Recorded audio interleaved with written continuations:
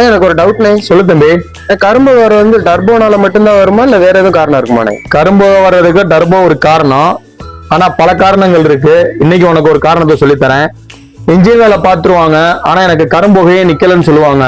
காரணம் என்னன்னா ஒரு சின்ன மைனர் மிஸ்டேக் பண்ணிருப்பாங்க. இங்க பக்கத்துல வா, இதுதான் இன்ஜெக்டர். இன்ஜெக்டர்ல வந்து இப்படி வாசர் போடுறாங்க பாத்தியா, இந்த வாசர் வந்து இந்த வண்டிக்கு உண்டான வாசரை கரெக்டா போடணும். கனம் வந்து எத்தனை இருக்குன்னு பார்த்து கரெக்டா போடணும். அதை விட்டுட்டு அதை விட கனம் அதிகமா போடுறாங்க பாரு, இது கனம் அதிகமா இருக்கா, இப்படி அதிகமா இருந்துச்சு அப்படின்னா கரும்புகை வரத்தான் செய்யும். அவங்க பம்புல இருந்து எல்லாமே பார்த்திருப்பாங்க, ஆனா கரும்புகையே நிக்காது. நம்ம வாசர் அதுக்கு போடுற வாசர் வந்து கரெக்டா அதுக்குண்டான வாசர் மெல்லிசான வாசர் போடணும், இல்லைன்னா கரும்புகை வரும். இல்லன்னா என்ன பண்ணுவாங்க, ஒரு வாசர் உள்ளே சிக்கி இருக்கும், அது தெரியாம இன்னொரு வாசரை போட்டுருவாங்க. அப்ப கனம் கூடிரும். கனம் கூடிருச்சு அப்படின்னா உனக்கு வந்து ஃபயரிங் வந்து கொஞ்சம் அதிகமா இருக்கிறப்ப கரும்புகை பின்னாடி வரும்.